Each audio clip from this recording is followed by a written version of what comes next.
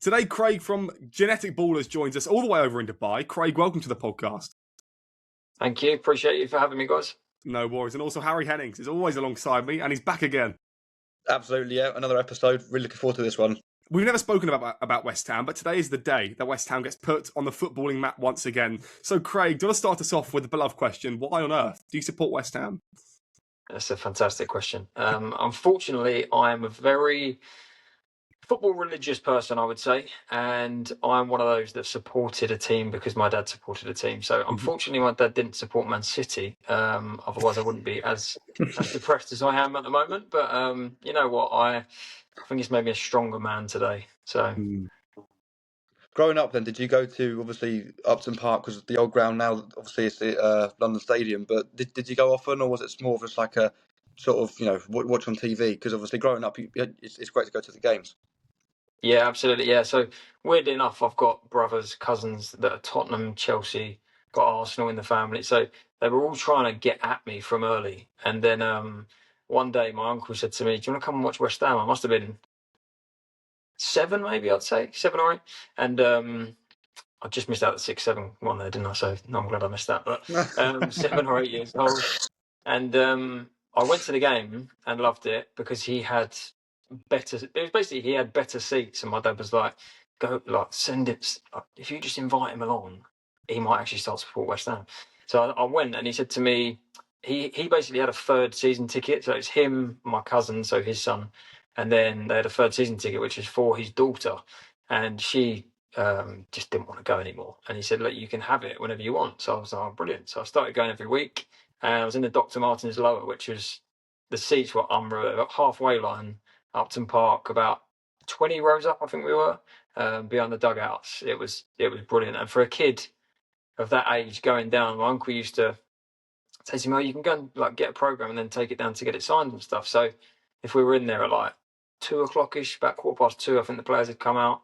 And when we were down there, you could go straight Upton Park, right next to the dugout, and walk down. And the players would often come over to a point. I've got about 50 programs, I think, and I'm looking at the programs. I don't know who signed it. I've not got a clue who signed it. But yeah, it was unbelievable growing up. Especially, I feel a bit sorry for the West Ham fans of the youth of today because the stadium's nothing like Upton Park was. Not at all. Well, let's speak about the stadium. I want to speak about David Moyes as well. But that stadium, I've been there. The atmosphere often stinks at times, and the fact that they've got to pay, you can pay £1 for a child ticket, seems to me that they're doing something wrong. Yeah, absolutely. Do you know, this whole thing about it's turning into a tourist stadium and this and that, if you go from having, I think we had 36,000 at Upton Park, you go from having 36,000 to 65,000, you're not going to have 65,000 season tickets as West Ham. It's just not going to happen. So it being a tourist club, you are going to have tourists attending matches because there will be loads of spare tickets. It's a strange one for me because I used to love Upton Park so much. I fortunately grew up, I suppose, towards the back end of the Upton Park era, when my absolute GOAT, Mark Noble, was our club captain. And it was just such a family club. It just seemed that when you go to West Ham, when we were at Upton Park, you would see the same people all the time. And I can see that's why people get annoyed now. You'd see the same people all the time. You'd catch up after a couple of weeks. You know everything about them. They know everything about you. I'll show you football's going, the family is why your dad's not there, etc.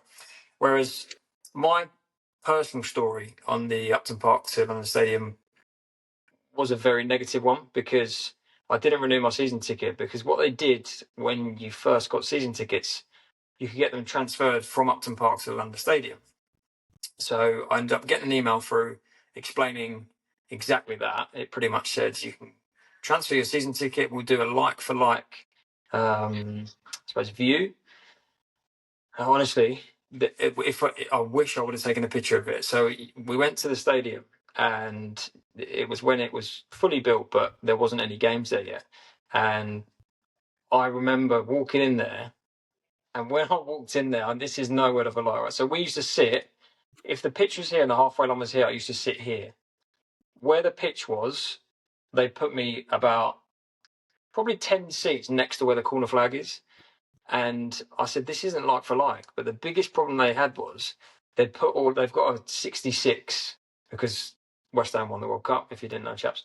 They've got a 1966 members zone, which is, I think the tickets are like between like 1,500 and 2,000 for the season for one seat. So they was like, oh, you can have that seat if you upgrade. And I was like, upgrade? What do you mean upgrade? And I think it went from something like 800 quid up to £2,000. And I said, I'm not doing that. I said, you got to put me on the opposite side. Oh, no, we can't do that. So I just looked at it where it was. Obviously in Stratford, it's not too difficult to get to. You can literally go for Stratford, walk 15 minutes probably. But I didn't like I just didn't like it, to be honest. Like they said they were going to put more temporary seating in so you were closer to the pitch. They didn't do it at first, had their excuses. We're not going to put temporary seating in at the moment because there's other events going on still. But honestly, they genuinely have just ruined our club into an astronomical degree. I read an article the other day about Karen Brady and how she's profiting out of the club and stuff like that. And I thought, I'm not going to read into that too much because I think a lot of owners are in it for profit. A lot of owners, especially when you look at the bigger clubs. Obviously, not as much West Ham anymore. But she's got no real football brain. Obviously, she's married an ex-footballer, so I imagine kind of the connections are there for that. But she's just in it to make money, like as much as a lot of owners are. So if you get an opportunity to take a club from somewhere where you are paying for a stadium to somewhere where you're basically getting it for, I think I saw it was like 14% of the costing. You're getting more ticket sales. It's a no-brainer, I think, but from a business standpoint, but from a fan standpoint, it was a real disappointment. I know obviously there have been some highs at the London Stadium, like obviously when you were in Europe a few seasons ago, but we obviously mentioned Upton Park, and the same thought springs to mind is when you beat Man United 3-2 with that Winston Reid late winner. That always springs to mind, and I'm a Spurs fan myself, so obviously I know there's a bit of bad blood between us or whatever, but that was a fairy tale night. It was the last game at Upton Park, and I just feel like, has it ever been that sort of level of just jubilance and emotion at the London Stadium?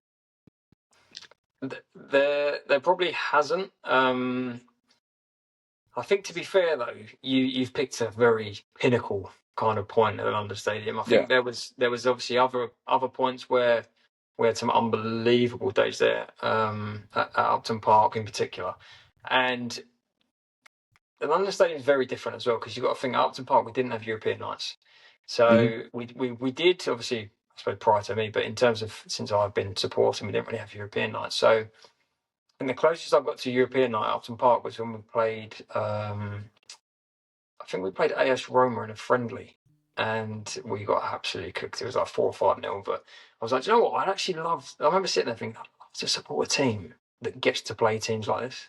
And then obviously, in the end, we did. We played Lyon.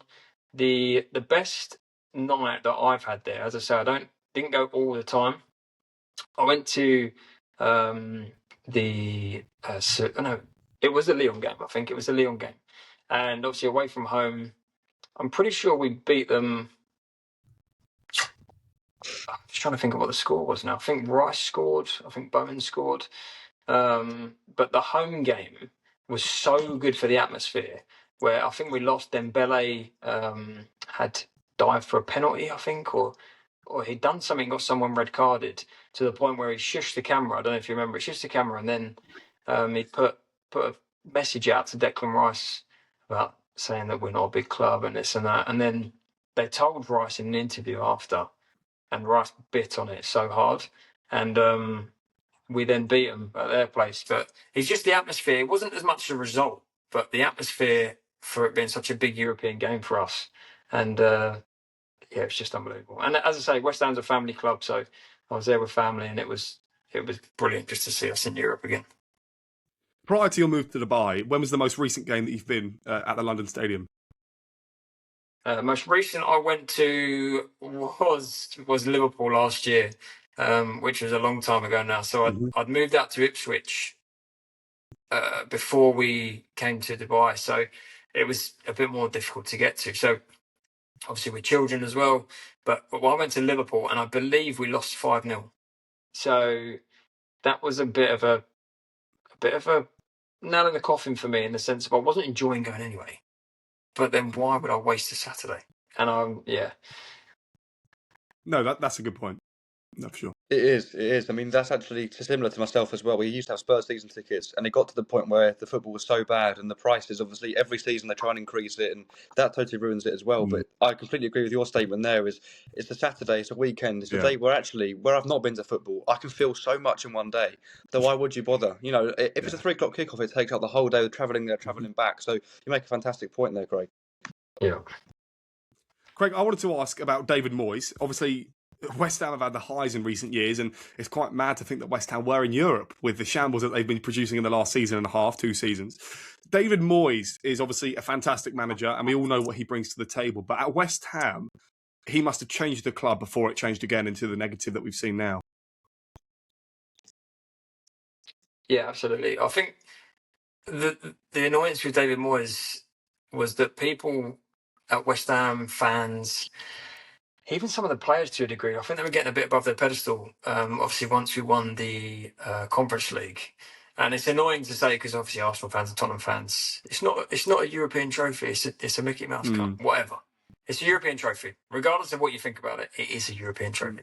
But for Moyes, for me, I understood why people wanted him out at the time, but not to the point of let's get him out. We don't know who we're getting in next, and not to the point of we had any idea about where we were going from there, because we had some sort of structure at West Ham where we actually were difficult to beat.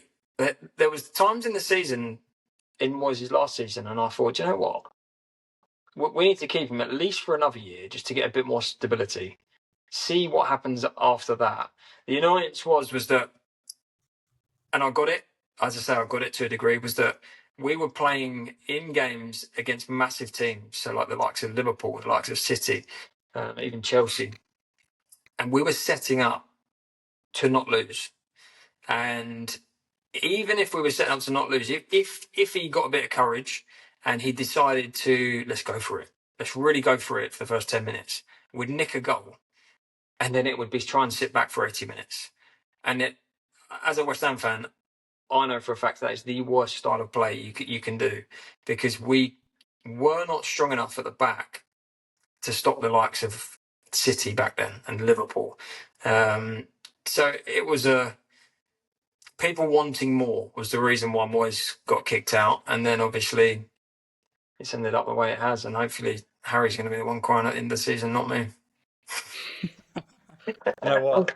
Honestly, at this point, I think I'm more likely to be, because it's a really, really big scare at the moment. Obviously, I'm not sure if you've seen our injury list. I'm sure you have. It's absolutely unbelievable. But do you know what? I think physically, I don't think we will go down, because I think it'll get to a point where a club of our size, I think all hell will break loose if we do go down. But at the moment, there is a massive, massive chance we do. And I think it will be either us, you, or for us. Tottenham Hotspur going down. No, seriously, your side's too good to go down. It's the players' attitudes that are the reason why you're losing games.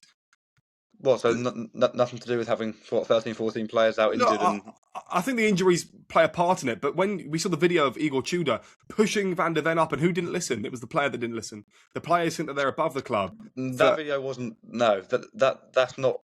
That isn't true, but it looks like it from the video. It does, but that was a different clip, to be fair. But I know what you mean. There are certain... I agree. There are certain players in our squad that do think they're above the club. And I think Van der Ven is potentially one of them, not from that clip alone, but there have been other incidents where Jed Spence, I think, as well, has quite a big ego. But we could sit here all day and name players who think they're too big for a club. But I think West Ham, they're a much more united club at the moment than us. Yeah. Do you know, just to come off the back of that, Harry, about Tottenham, I listened to another podcast the other day, which had, it's the one with Scholes and Nicky Butt and Paddy McGuinness. I think The Good, the Bad and the Football is called. And Nicky Butt obviously got relegated with Newcastle. And it was such an interesting conversation to hear, because they were talking about Tottenham going down, West Ham, Forest, etc. And they both said, Paddy said to both of Scholesy and Nicky Butt, do you think Spurs are too good to go down or too big to go down? And Nicky Butt said, I don't think you realise that when I was at Newcastle, and he didn't say himself, he probably could have done, but he said at that time, their striking duo was Michael Owen and Mark Viduka. And he said, we were sitting around with 6 games to go saying, this is not going to happen. Like, we're too good for this. And he said, with 2 or 3 games to go, we were like, oh, like, we need to really pick ourselves back up here and try and win the rest of these games out. But it was too late. He said it was too late. He said we had unbelievable players at our club, but it was just too late. So obviously, in order for Tottenham to go down, in order for even Forest to go down, West Ham have got to start winning games, because if we don't kick back on again, we're going to be down there and we're going to be gone. But I do think with the Tottenham, I think Tottenham could really fall into it, and that's not me saying it in any way. I agree. As a West Ham to Tottenham hate, is genuinely I don't see where Tottenham really can be galvanised by any player on the pitch. I don't see any real leader, and the leader for Tottenham is, whether right or wrong, is getting red carded. So it's just. I agree. I do agree. Like, for example, we've got Porro and Danso who've come back from injury, but everyone was saying, well, great, but they're not 2 players who are going to come back and take the league by the scruff of its neck and push us up into the top half. They won't do that.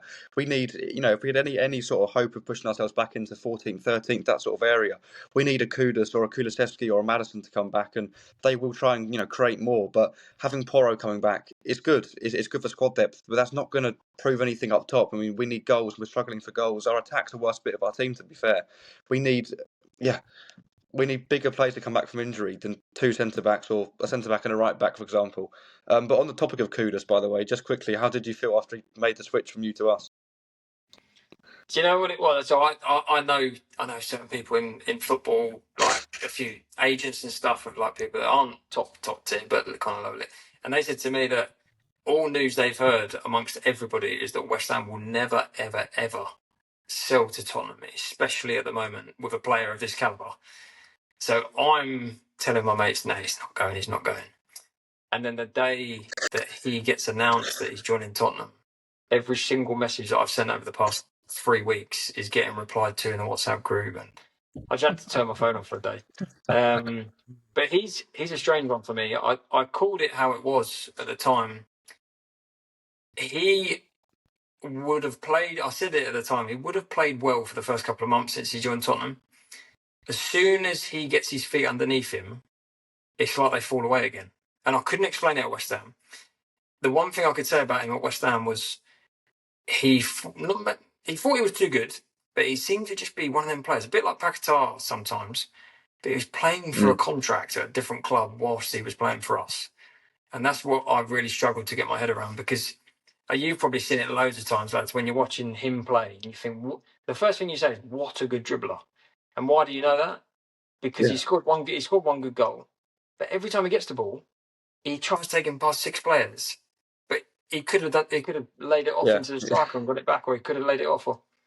But he does that a bit at Spurs. But I think he had a very, very purple patch when he joined Tottenham, and I knew that was going to happen because he is a good talent. But something just seems to happen with him that kind of his feet just fall away from him. I think he just found out too quickly. It's like Kulusevski. After a few seasons, people knew exactly what he wanted to do, to cut onto his left and try and create something. Kudus he can use both feet, but obviously he's naturally left-footed, so he's going to want to bring it onto his left foot.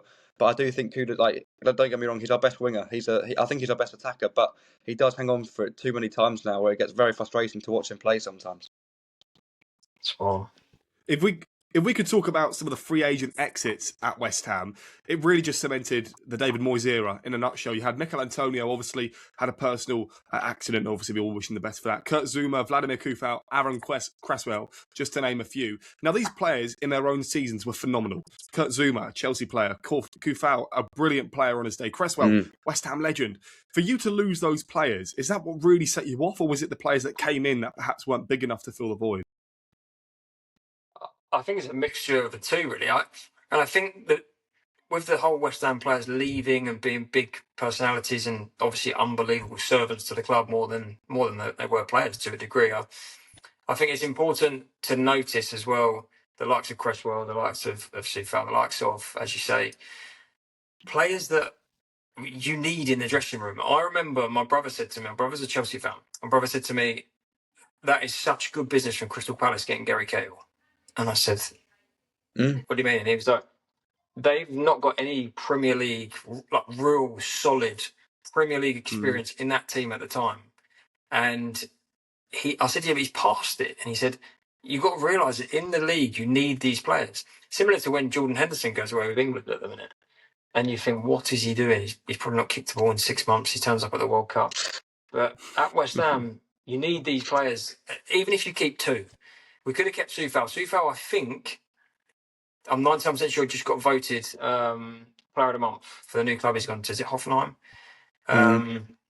He just got Player of the Month. You look at the likes of Antonio. Antonio's obviously, it's just an interesting one. I think he's had 3 accidents now in his car and stuff like that. So obviously, I think with him, maybe he was getting towards the end of it anyway, but he was still an unbelievable player for us. He'd have them 10 minutes in a game. But as you say, I just find that what was difficult was, this can be for the clip, I suppose, in answer to your question, but what was difficult was you've got old players leaving, as you say, experienced players that know the club, know the league. You've got players joining that really have not got a clue about any of it. You had the likes of our best signing, in my opinion, was Crescencio Somerville. And I think he'd had 1 season in the Prem. Obviously, the year before was Championship Player of the Season. Had an unbelievable year with Leeds. We obviously got Wan-Bissaka. I think we had full crew coming in. There was a load of players at the time, even Tadibo. And then we were signing players with Premier League experience that weren't even big personalities. It's just difficult. You do at a club like West Ham. It's different for Tottenham, very different for Tottenham at the moment. We're both similar in the league, but Tottenham have got that bit more quality than us as well that you can rely on sometimes. And we needed some Premier League proven talent. Even though, as Harry's shaking his head, maybe not at the minute, but when the injuries aren't there. A big signing for you, though, was obviously Matthias Fernandes from Southampton. He's come in and he's been just phenomenal. Week in, week out, he drops good performances. He's up and down the pitch. He's a big price tag, but he certainly lived up to it in my eyes. Yeah, I put a tweet out literally as we signed him because I'd not watched a minute of the Championship before until it gets to the playoffs, really. So I put a tweet out about like hashtag Southampton and tried getting their fans to comment. And all of them, there was not one that said, which you normally get, overpriced, not good enough. Every single comment was, this guy is an engine, he's young, he can play football, he can break play up. And I'm thinking, if he can do that in the Championship at top level every single week, then if he comes into the Prem, a side that's going to be playing a bit like a Championship side, Championship's more kind of like basketball for me. I see quite a few 4-3s in that league. We get counter-attacked all the time because, 1, we're useless, but 2, we kind of overcommit when we're going forward. He somehow is committed into the attack. They get onto the edge of our box and he's making slide tackles. And I'm thinking that this isn't making sense. Like he's an unbelievable footballer, as much as he is somebody that really wants us to stay up. He really is one of those that's playing for the shirt and doesn't really need to. You mentioned that you don't have an interest in the Championship. Does Watford not even hold a place in your heart?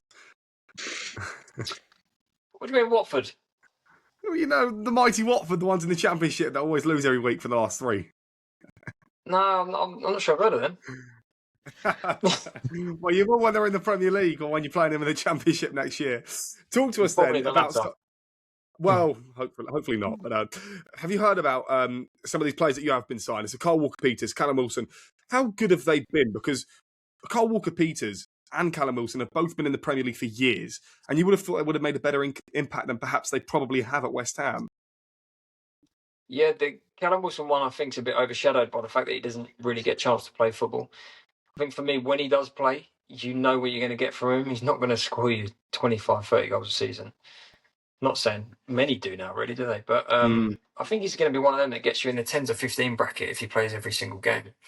But what people don't realise as well is he's quite a bulky character. Like his actual physical appearance is quite heavy. He's not Antonio heavy, but he's quite heavy. So the movement, it was not really there.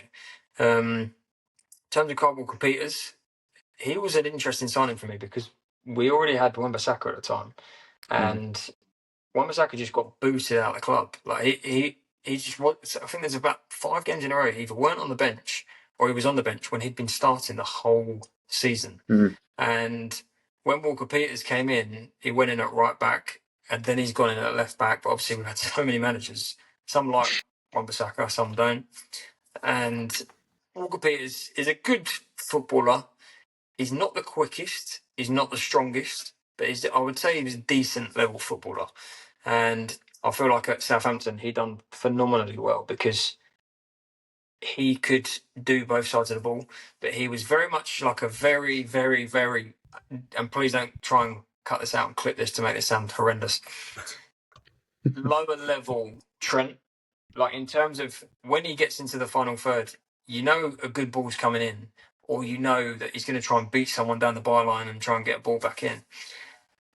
For me personally, on him, I don't know, I've never really rated him that highly. Whereas Callum Wilson, on the other hand, in response to your question, I mean, he is a goal scorer. He's one of them who's going to get you a couple of goals, and he needs to be playing football.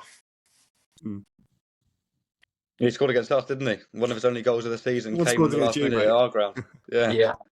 Thanks for reminding me. Yeah, no worries.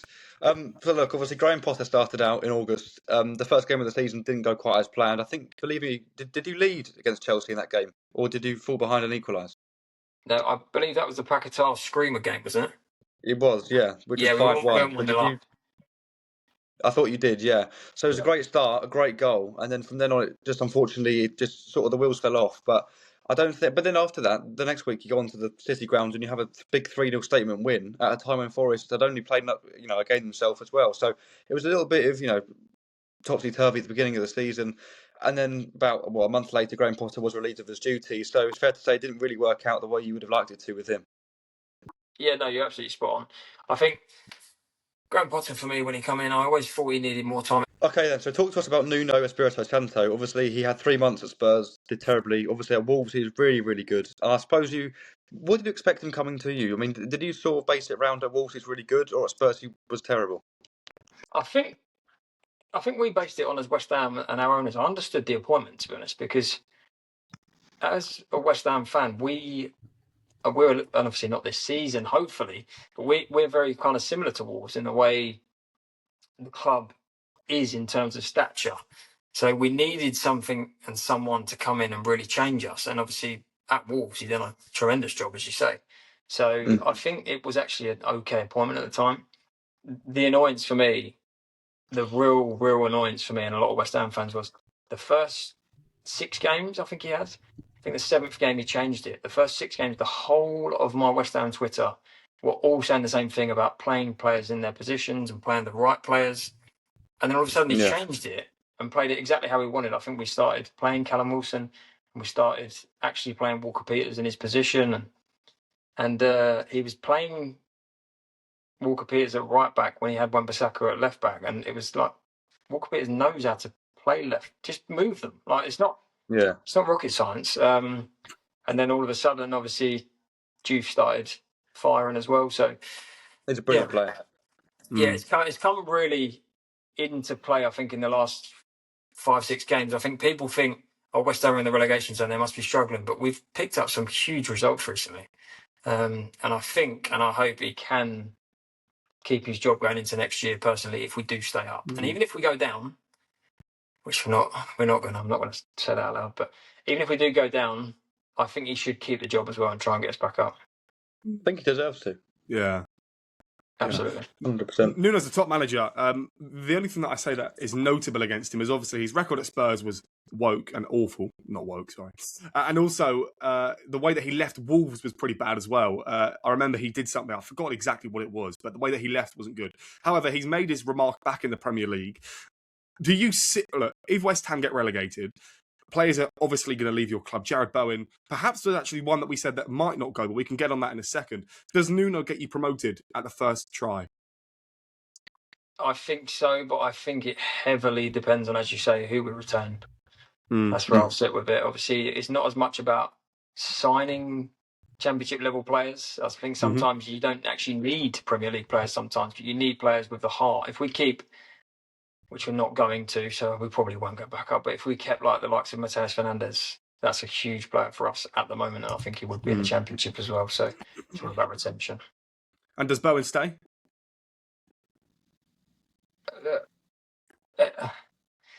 Head and heart tell me two different things on that, because I, as a football fan, and people as West Ham fans will probably dig me out for this, but from someone that really wants someone to do well, and for me, he has done his time at our club, and we made him captain so that he didn't leave. I still stand by that.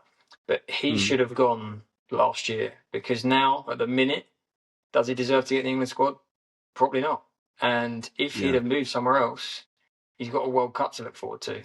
Whereas at the minute, he's definitely on the fence. And for me, he's even off the fence at the moment. Yeah. So I just think if we go down, he should go 100%. He doesn't owe it to us to bring us back up. He's done his time. He scored the biggest goal since I've been following West Ham in our club's history, winning us a European trophy. So he should go, but I don't think he would. So obviously Jarrod Bowen, in my opinion, he'll be respected whether he stays, whether he goes. But on the topic of individual players, another player I'm a big fan of is Tati Castellanos. Yeah, me too, mate. Me too. I think we've gone from a real polar opposite of centre forward of Callum Wilson to someone like Tati. I think he is a bit of a fox around the 18-yard box, but I would say around it. I wouldn't say in it, because he's so active. Like he's not one of them, for me, that is on the end of every ball, like Danny Ings used to be, kind of pre-us that we thought we signed. But someone like Tati is just on it all the time, and you need players that are going to run. When you're really down and in the dirt like we are, you need someone like Tati who's going to really, weirdly, as he's only just signed for us, it's like he's been born and bred in East London. He's kind of one of them that should be an East London boy, really working his socks off every single game. And we love it as fans, obviously, seeing people sprinting after the ball, even them little lifts in games for clubs like us in the relegation. So, when a ball gets played back to the goalie on the opposition team and your centre forward closes it down and gets close to it, them tiny little things have such big impacts in football matches. Yeah. Obviously, Callum Wilson would not really have the press of a Tati. Obviously, he's a bit older and whatnot. But yeah, I love Tati at the moment. He's got a beautiful goal, as you mentioned earlier, Harry, with Diouf being a very good player. And his crossing ability is top notch. I think it's away at Burnley, and Tati flicked it on and got into the far corner. Yeah. It's he's a good footballer as well, which helps. 100%. So this season, obviously, West Ham probably haven't lived up to any sort of expectation, and reinforcements in January came in. One big man went out, and it was obviously Paquetá. Everyone's got an opinion on him. We saw him at Lyon. He was a good player.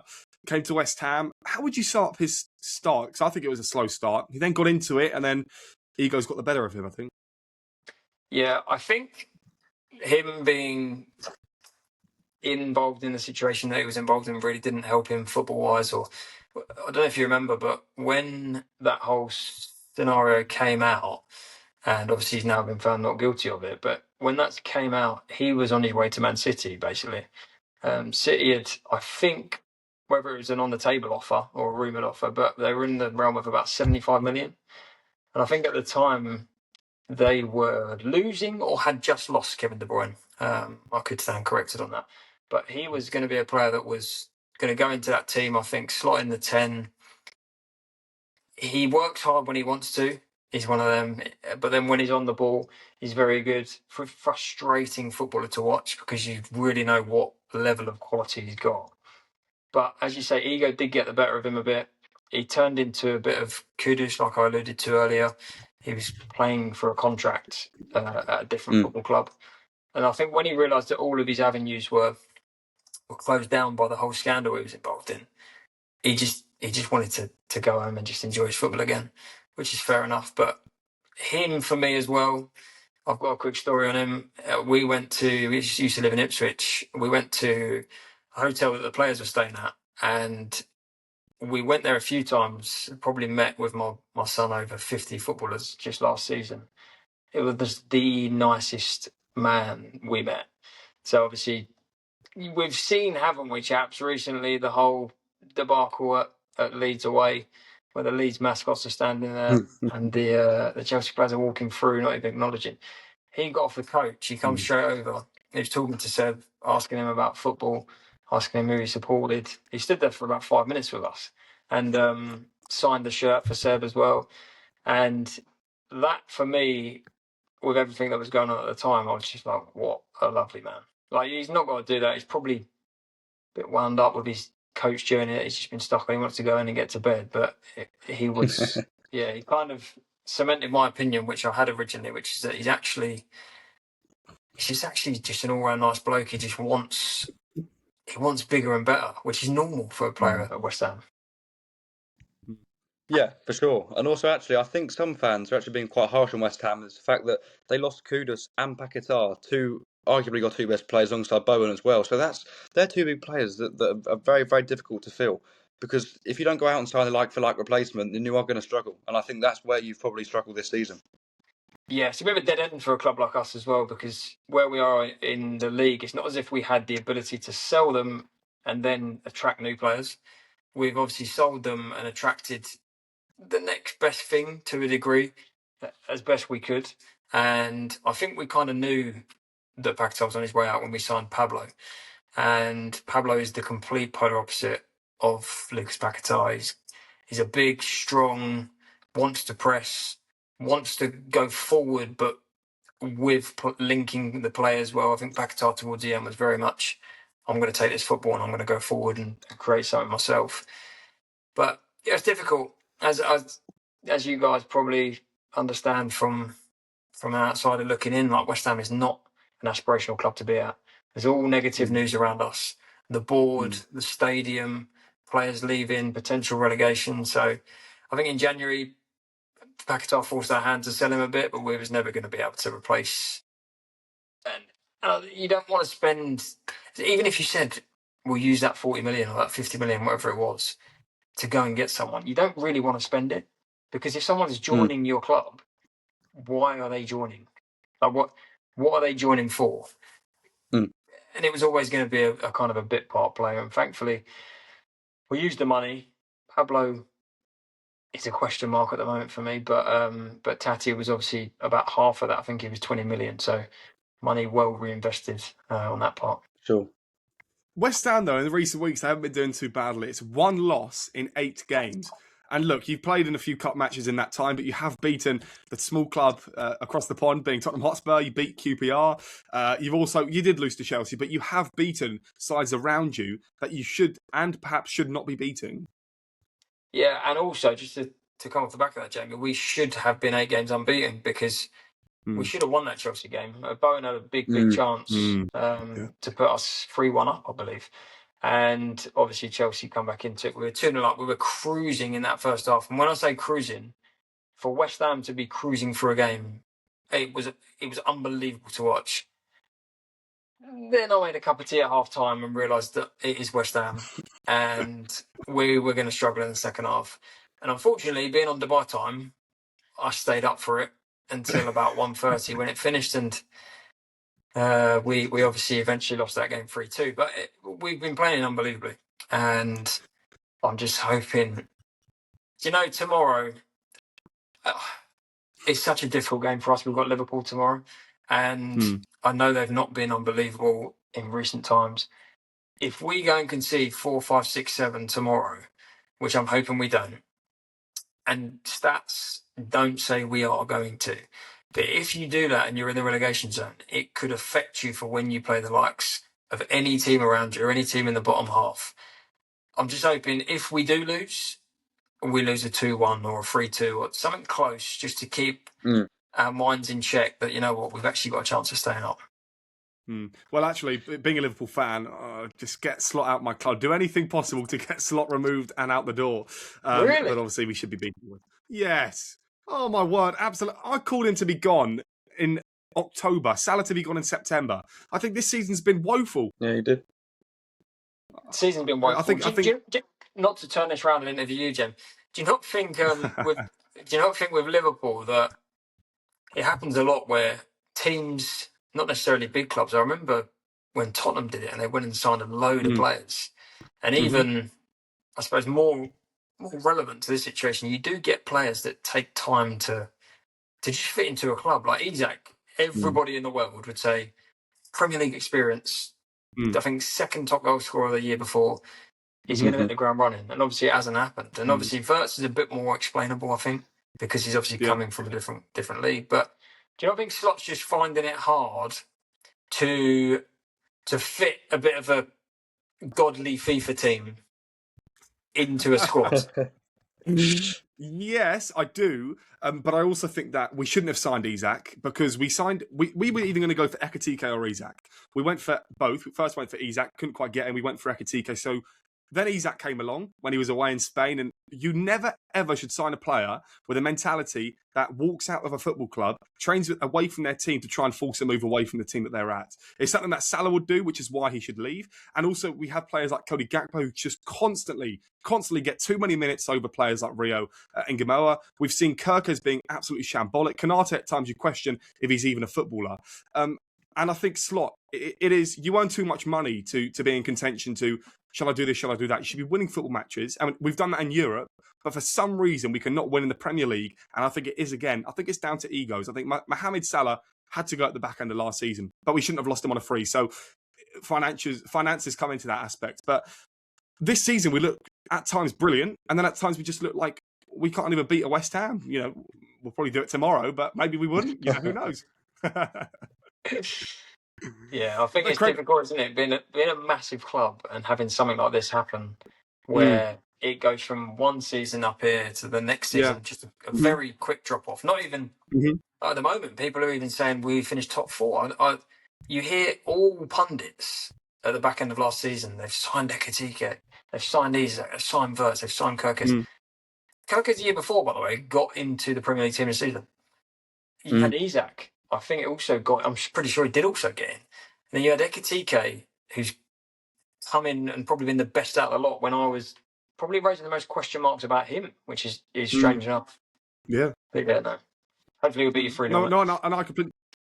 Well, you know, do you know what? If it means that Slot leaves the club, by all means do, because we can't be painting over the cracks. The cracks are there, and with a win against West Ham, and if we get into the top 4, it's, Slot can stay for another season. But for me, we've been diabolical in the majority of the games that we've played in. So for me, that guy has got to leave. And the excuses he whips out, you think he's a politician.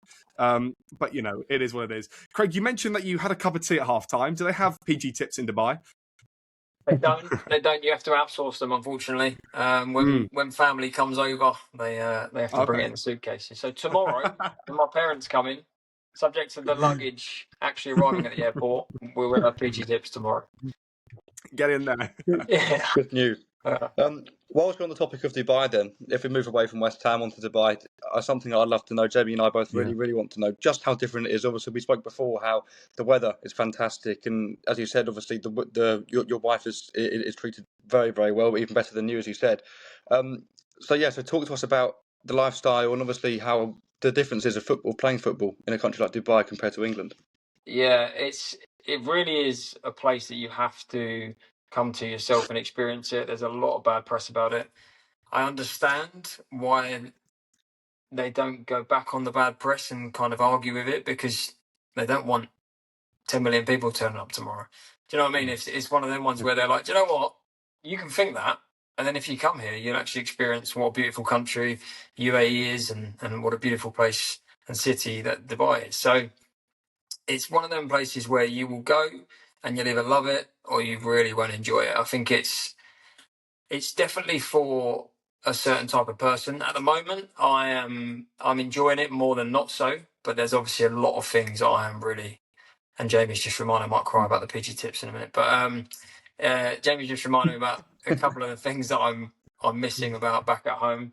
It's just like the family comforts. Like if I want to go out and do something and see my friends on a weekend, I can take the kids to the nan's house and that sort of thing. But it's lovely. Weather's beautiful all the time, which is great.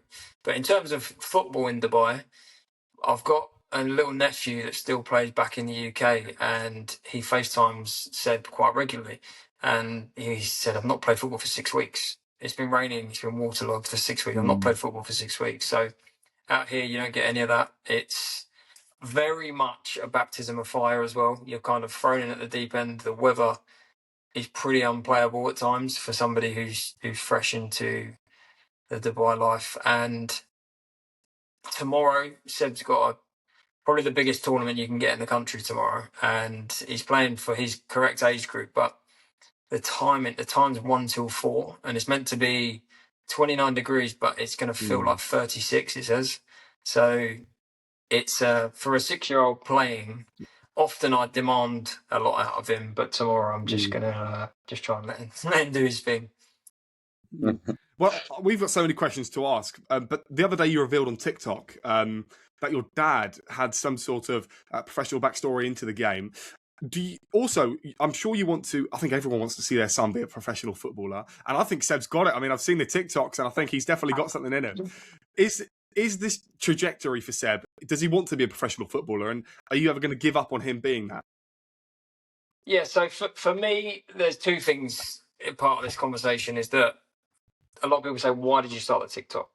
We started the TikTok because the relationship I had with him around football changed very quickly when he first started going to school with the sticker books and coming home, and even on Sunday mornings, pre his football matches, watching Match of the Day and stuff. And I thought, you know what? Let me start a TikTok about a father and son relationship. Some people, unfortunately, lost their fathers at a very young age and maybe didn't experience certain things. Some people's fathers weren't in their lives at all. And some people are going to hopefully be becoming dads in the future if that's what they want. So I thought, you know what, let me just kind of combine all this up and link it with football because I love football, and he'd started to as well. But not to the point of understanding because he became a Man City fan quite quickly. But he, I love it. Like, I actually love doing the TikToks with him. A couple of the times it's entertaining, it's jokey, but a lot of the time what people don't see off screen is that I will finish a day of work and straight away he's like, "Can we go and go on? Can we go and go on? Can we go up and go over the field?" And that for me, as someone who was a dad quite early, I get a lot of people messaging me and private messaging me saying, "I can't wait to become a dad." I've had numerous people, as you can imagine, I've been doing TikTok for about a year now, and numerous people saying, "Oh, we're going for IVF at the moment. Whether boy or girl, we're going to be playing football." Like, just kind of one of them things, and like we love the page and stuff. So for me, even if I got one of those messages over the year, it's kind of made me super happy. And in terms of Seb, with his football and going professional and whatnot, people think about like some of the videos I do. On my life, I could not care. Do you know what it is with me? I was never good enough to go pro. My dad, obviously, as you've seen from the TikTok, was good enough. With him and with me, when I was back home in the UK, football was all of my friends. So whether we'd stop playing when I turned 25 and whatnot, a lot of my friends that had come to my wedding and stuff like that it was football related. But it was one of them ones where when I'm looking at it, I'm like, okay, he's actually quite good. Like, since we've come out here, he's actually getting better and improving and stuff. And I'm like, okay. But in terms of being a professional footballer, obviously, that's his dream, as it is for, I suppose, 99% of young lads. But he's just enjoying it, mate. Like, every single week, he's loving it. I'm trying not to be too hard on him. I think, I don't know if you've seen the David Beckham documentary where he says about his dad, put him outside and puts the ball down and says, if you don't hit the top corner, you take it until you hit the top corner.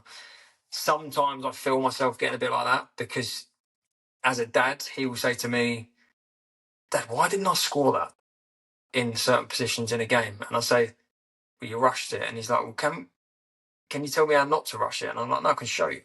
And then we'll go over the field and we'll practice. And we did it with free kicks last week. And I spent an hour with him in this exact point on a pitch on the AstroTurf, taking free kicks. Last minute of the game, he gets a free kick in that exact point, and he makes the same mistake that he'd been making in the first 10 minutes of practicing, and he scuffed it wide. And I said to him, that's why you can never say I'm good enough to not practice, because a lot of these kids nowadays, they'll do a skill once and they'll go, I've got it. I've got it. And it's like, I'm not sure you have. You need to keep going and work hard. But he's only, at the end of the day, he's only 6 years old. I think a lot of people online think he's a bit older than he actually is. So he's just loving his football. Yes, I obviously the dream for me. People say, "Oh, you want a big house, you want this off your kid and stuff." Is the dream for me would be, as most dads, to see him play in a stadium, whether it's non-league. Do you know what I mean? Whether it would be an absolute dream. But fortunately, as I told you before, chaps, I've got 3 boys, so I've kind of got a bit more chance now.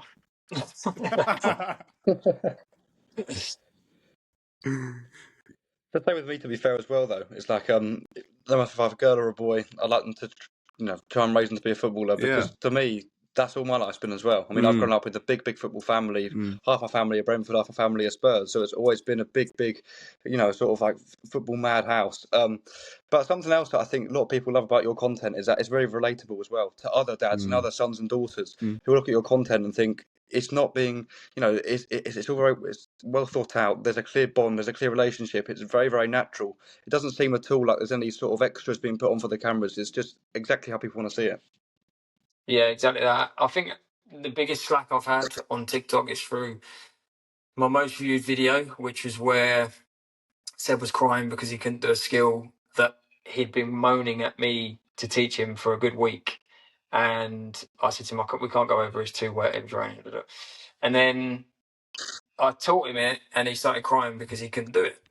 And a lot of people were like, what a bad dad. Like, you're making him do this skill, he doesn't want to do this. And I'm thinking, TikTok is like a snapshot of life, right? You'll post a video, and if you're doing like real life content, they'll see that. And I was recording at the time, as I always did when we went over there, to show him trying skills and doing skills. And then when he broke down, I thought, do you know what? People are going to love to see this, because people will like the fact that he's cried. Not like the fact he's cried, but like the fact that he's been through a few tears.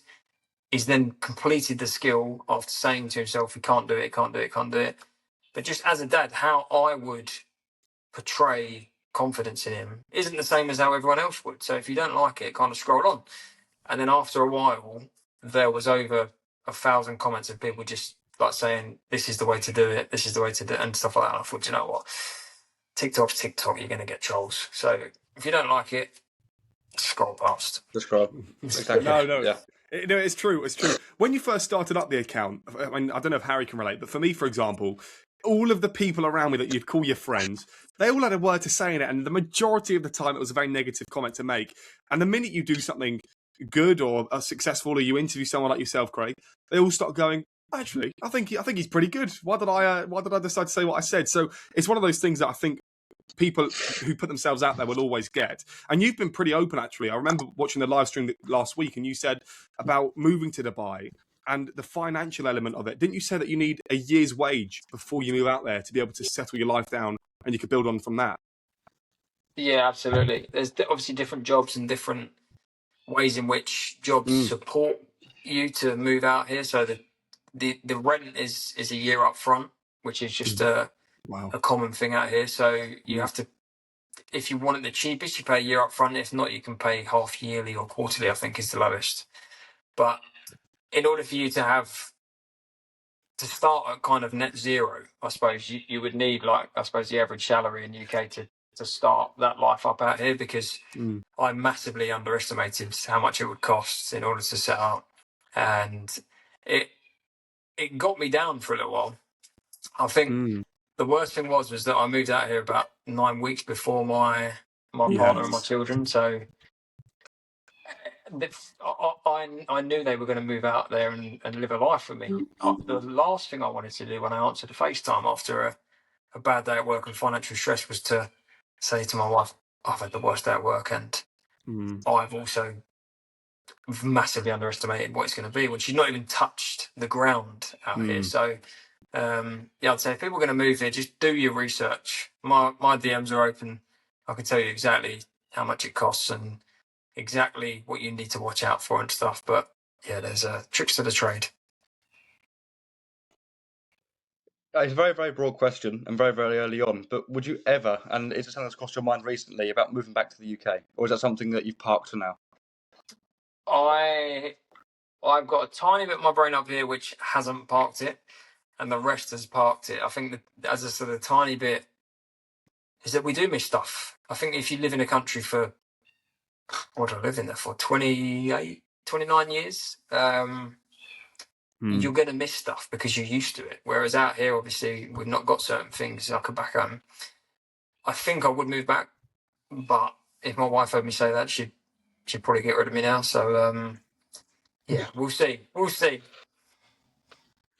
And do you think the pros outweigh the cons? Because last week you said you were going to Abu Dhabi just as a normal weekend experience.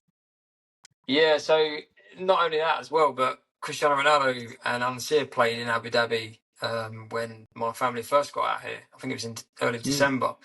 And I was looking at taking Seb to Saudi this year, so 2026, to watch Ronaldo play, because I thought it'd be the last time probably we could go. And it come up on my WhatsApp, and a friend had sent it to me. We can go and watch Ronaldo. It's only an hour's drive away, and I was like, "What?" I was literally dumbfounded. So I literally jumped on, got tickets, and we went. And Seb's got a picture that he can savour for life with Ronaldo waving at him and him waving at Ronaldo. So yeah, it's Goosebumps. yeah, for me, I think he understands it a little bit, like Ronaldo Messi. It's like the whole talk at school, isn't it, for them kids at age? But I don't think he really understood the magnitude of who he was waving to. How much are the tickets out there? Are they, for example, Watford is a £5 or £30 for an adult, but Tottenham could be very pricey. What's it out like up there? Watford, do they pay you to go? Well, they probably should because it's empty all the time. So yeah. The ticket prices aren't bad at it, to be fair. It's a very strange league, though. Very strange league. So there's a club 10 minutes drive from me, and Mario Balotelli's just signed for them. So you get like big players that have previously played in the big European league signing randomly for clubs. So I think the ticket prices slightly go up bit by bit. And obviously with Dubai being Dubai and the way people think about it as next level, you get a VIP package on certain things, but it's like the equivalent of VIP in a big game is like 200 dirhams, which is the equivalent of like £40 probably. So if you go normal tickets, it's like £5. Very Not good. bad at all. No, really good. No. Really good. Now, something, Craig, that we like to do with a lot of our guests is make like an ultimate 11 of the season. So based off your favourite 11 West Ham players, first of all, what formation would you go with? And second of all, who are the lucky 11 that make it into your team? Wait, what? Have I got to put West Ham players in? Yeah. So West Ham, so if you took over tomorrow as West Ham manager, Craig's what been 11 would you play?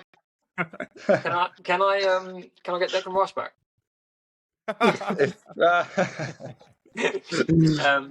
Okay, my ultimate West Ham 11 of this season. I'd have to go Areola in goal. I think Hummerson's been good the past few games, but he had too much of a stinker. Areola in goal. Right back would be Aaron Wan-Bissaka. Centre back, I would have Todibo, who's played like Bobby Moore in some games I've watched this season. Alongside, this is where he gets stuck already, because Kilman is not a good footballer. Mavropanos, I actually don't mind. I'm going to say Mavropanos next to Todibo. Okay. And then left back, I'll go with Juve. That's a no-brainer. Midfield, I would, if I'm manager, I would play Freddie Potts in that central holding role. I would have Fernandes next to him, and then I'd have Souček just in front. Right-hand side, I would have the obvious pick of the day, Jarrod Bowen. Left-hand side, I'd have Somerville. And then up top, I would have Castellanos. Solid, to be fair. That's an interesting one, those Souček. There's been a lot of scrutiny around him, hasn't there, with West Ham fans and saying, is his time up? Well, it's like me and Jamie said earlier. Jamie said about Cresswell leaving, about Soufal leaving. Souček is one of those that stayed, and he's been loyal. I know he had offers from Bundesliga as well. He's been loyal. He is a player who you want in your team. You categorically, as a West Ham relegation side, you want him in your team because he works hard. He's not, but let's not get this wrong. As he's got older, and he's played for West Ham longer. He's not changed as a player. Like he's not gone from being this player that runs 100 mile an hour, skillful, to somebody that is just an industrial sort of footballer that will just put his head where people put their feet in. You know what you're going to get with him. So I feel like with someone like Souček, you just need a bit of a battering ram sometimes just to get you over the line. So, yeah, I love him. Craig, my final question is actually about West Ham, obviously, and where they're going to finish this season. Are we going to be seeing West Ham in the Championship next season? I'm going to say no. Okay. I'm going to say no. I don't think we go down. I think Nottingham Forest will go down. I think there's a lot of talk of, will it be West Ham, will it be Tottenham? But we're actually forgetting that there's actually a team in between us at the moment. And I think Forest are struggling. I have looked at their fixtures and they don't look great at all. Neither do ours, to be fair. But I just think we've got a little bit more, obviously, with the new signings coming in. You've said yourself, Jamie, we've lost 1 game in 8 with the cup games in between, obviously. But if any West Ham players are watching this, you need a little lift. So, yeah, we are unbeaten in 1 game in the last 8.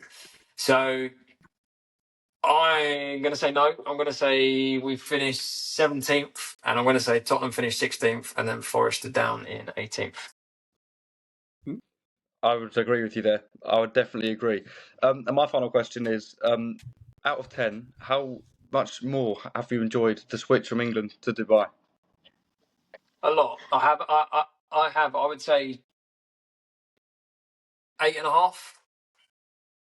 Wow. 8.5. Yeah, that seems fair. Yeah. What's the food like out there? Yeah, it's pretty sensational, to be fair. I thought so. It's pretty sensational. It's not like the food back at home, but then you can get food in supermarkets out here that you would have back at home. So if you go out for dinner, it's very different. I'm just thinking there's a lot of sushi and like fish out in Dubai.